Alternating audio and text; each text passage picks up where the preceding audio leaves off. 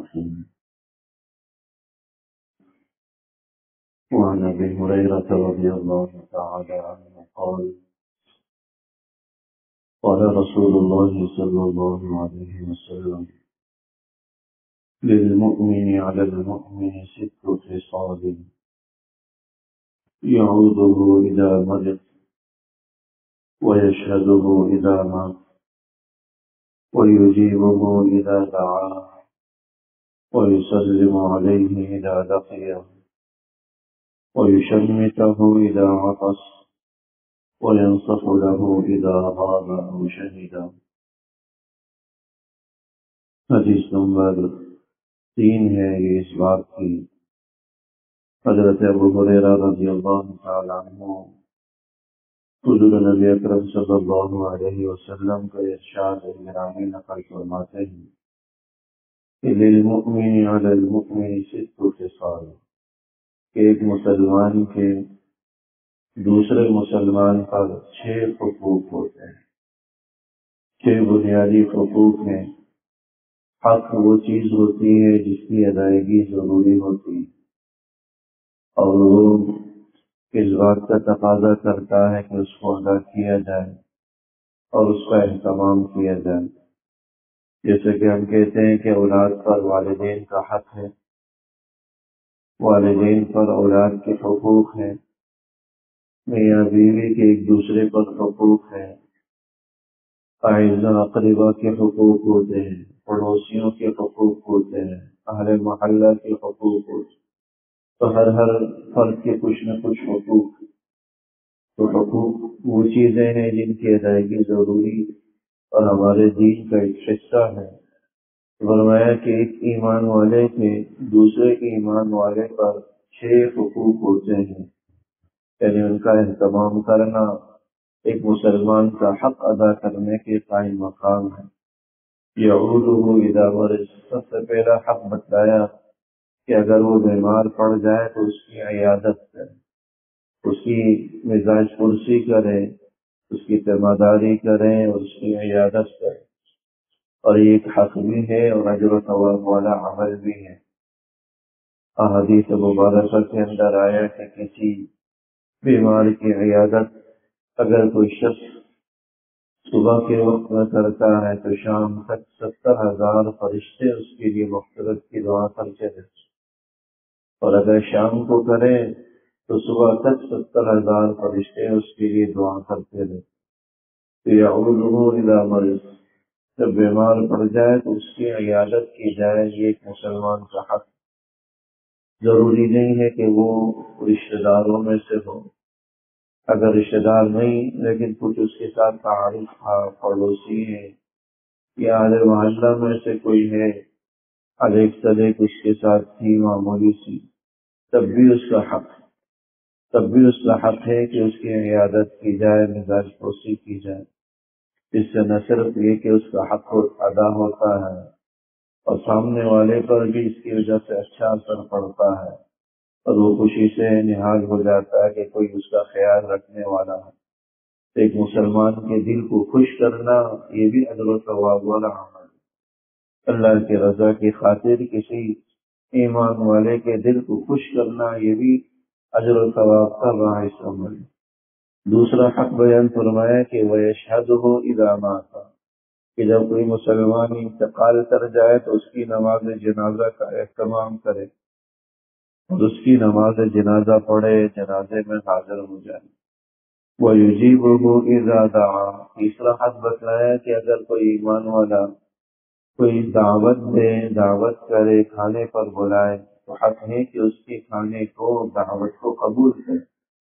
بغیر عذر کے، بغیر شرعی عذر کے انکار نہ کر. اللہ کہ کوئی عذر ہو تو انکار کرنے میں کوئی مذائقہ نہیں. عذر ہے نہیں کوئی اپنی مشغولیت ہے یا ایسے عذر ہے کوئی جو شرعی اعتبار سے کوئی عذر ہے،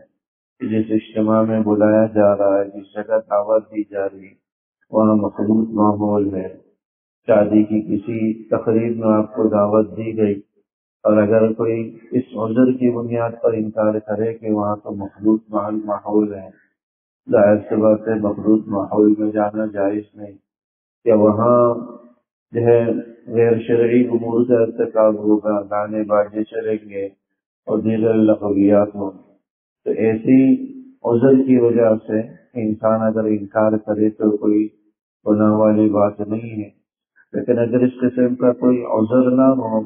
تو حق ہے کہ ایک ایمان والے کی دعوت کو قبول کرے اور اس کی جو ہے دعوت میں جائے، اس کا اہتمام کرے۔ وَيُسَلِّمُ عَلَيْهِ إِذَا دَعَاهُ، چوتھا حق بیان فرمایا کہ اگر وہ اذا لقیا، جب وہ ملاقات کرے، کسی مسلمان سے ملاقات ہو تو اس کو سلام کرے، سلام میں پہل کرے۔ جو بھی سلام میں پہل کرے گا وہ اجر و ثواب کا حقدار ہوگا۔ علماء فرماتے ہیں ویسے تو واجب کا ثواب سنت کے مقابلے میں زیادہ ہوتا ہے، سنت کا کم ہوتا ہے، لیکن سلام و سلام کا جواب ایک ایسا عمل ہے کہ اس میں سنت کا ثواب واجب سے بڑا ہوا، کیونکہ جو سلام کرنے والا ہوتا ہے، سلام تو سنت ہے لیکن سلام کا جواب دینا ہی واجب ہے۔ سلام تو سنت ہے لیکن اس کا جواب دینا، جس نے سلام سنا ہو اس کے بعد جواب دینا یہ شرعاً واجب اور ضروری ہے۔ واجب نہ دینے، اس جواب کو نہ دینے والا گنہگار ہو۔ تو یہاں برعکس معاملہ ہے کہ جو سلام کرتا ہے وہ سنت پر عمل کرتا ہے، جواب دینے والا واجب پر عمل کرتا ہے، لیکن پھر بھی سنت کا ثواب واجب کے مقابلے میں زیادہ۔ وَيُسَلِّمُ عَلَيْهِ إِذَا لَقِيَ، کہ جب کسی سے ملاقات ہو مسلمان سے تو اس کو سلام کرے، اور پہلے روایات کے اندر آیا کہ جان پہچان ہو یا نہ ہو ہر ایک کو سلام کرنا چاہیے، اور سلام میں پہل کرنے والے کے لیے بھی اجر و ثواب کا وعدہ بعض روایات کے اندر آئے کہ البادئ بالسلام بریء من الکبر، کہ سلام میں پہل کرنے والا یہ تکبر سے بری ہوتا ہے، اس کے دل میں تکبر نہیں ہوتا، اس کے دل میں بڑائی نہیں ہوتی، اس کے دل میں جو ہے کسی قسم کا کبر نہیں ہوتا۔ یہ حدیث کے اندر اس کے لیے بڑی بشارت کہ وہ تکبر سے خالی جو سلام میں پہل کرتا۔ وَيُشَمِّتُهُ إِذَا عَطَسَ، پانچواں حق بیان فرمایا کہ اگر کسی کو چھینک آئے تو اس کے چھینکنے کا جواب دو۔ چھینکنے کا جواب بھی واجب ہے، لیکن یہ بھی اس صورت میں جب چھینکنے والا الحمدللہ کا ہے تو سننے والے پر اس کا جواب یرحمک اللہ کے ذریعے دینا کی شرعاً واجب اور ضروری ہے۔ یہاں پر بھی یہی بات ہے کہ چھینکنے والے کے لیے تو الحمدللہ کہنا ضروری نہیں ہے، سنت ہے، لیکن اگر وہ الحمدللہ کہے گا اور جس نے اس کی الحمدللہ کو سنا ہو اس پر اس کا جواب دینا شرعاً واجب اور ضروری ہے۔ کہ چھینک کا جواب ہے، بس اوقات چھینک کسی نزلے کی وجہ سے ہوتا ہے، کسی الرجی کی وجہ سے چھینکیں آ جاتی ہے، تو اگر نزلہ یا کسی الرجی کی وجہ سے چھینک رہا ہے تو اس کا جواب لازم نہیں ہے۔ بغیر نزلے کے ویسے ہی کسی کو چھینک آ جائے تو یہ شرعاً ہے اس کا جواب دینا الحمدللہ اگر وہ کہے تو اس کا جواب دینا وہ واجب ہو جاتا ہے، کیونکہ ایسی چھینک یہ صحت کی علامت ہوتی ہے، تندرستی کی علامت ہوتی ہے، جبکہ نزلے کی وجہ سے یا کسی الرجی کی وجہ سے چھینکیں آ رہی ہیں، یہ صحت کی علامت نہیں ہے۔ اس لیے وہ يُشَمِّتُهُ إِذَا عَطَسَ، جب کسی کو چھینک آئے اور وہ چھینکنے پر الحمدللہ کہے تو اس کا جواب دینا یہ بھی دوسرے مسلمان پر حق۔ تو چھٹا حق بیان فرمایا کہ وَيَنصَحُ لَهُ إِذَا غَابَ أَوْ شَهِدَ،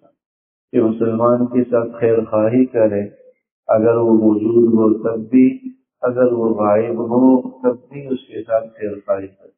اس کی خیر خواہی کا مطلب یہ ہے کہ اس کے سامنے بھی اس کے ساتھ اچھا معاملہ رکھیں، اس کی غیر موجودگی میں بھی اس کے ساتھ اچھا گمان رکھیں، اور اگر اس کی کچھ مال و متاع ہے تو اس کی رعایت رکھے، اس کی حفاظت کرے۔ وَيَنصَحُ لَهُ، تو خیر خواہی کا جذبہ ایک مسلمان کے دل میں دوسرے مسلمان کے دل میں ہونی چاہیے، ایک مسلمان کے لیے دوسرے مسلمان کے دل میں ہونی چاہیے۔ یہ بعض روایات کے اندر تو یہاں تک بھی فرمایا کہ الدین النصیحہ، دین تو سراپا خیر خواہی کا ہی نام، دین تو نام ہی اسی چیز کا ہے کہ ایک ایمان والے کے دل میں دوسرے مسلمان کے لیے خیر خواہی کے جذبات ہوں۔ حضرات صحابہ کا وصف بیان کرتے ہوئے قرآن کریم میں اللہ جل شانہ فرماتا ہے کہ ان کے اندر خیر خواہی کا وصف ایسا تھا کہ یؤثرون علی انفسہم ولو کان بہم خصاصہ، کہ خود کو مشقت میں بھی ڈال دیتے تھے لیکن دوسرے کو اپنے اوپر ترجیح دیتے۔ یہ خیر خواہی کی اعلیٰ مثالیں تھیں جو ان حضرات اور ان شخصیات نے ہمارے سامنے رکھی ہیں، اور یہ سراپا صحیح خیر خواہی کے نمون۔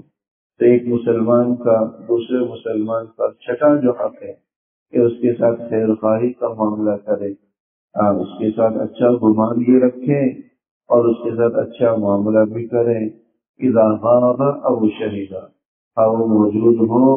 یا غیر موجود ہو، کہیں سفر پر گیا ہوا، تو دونوں حالتوں میں اس کے ساتھ اچھا گمان رکھنا اور اس کے ساتھ اچھا معاملہ رکھنا، یہ بھی ایک مسلمان کے حقوق میں سے۔ اللہ جل شانہ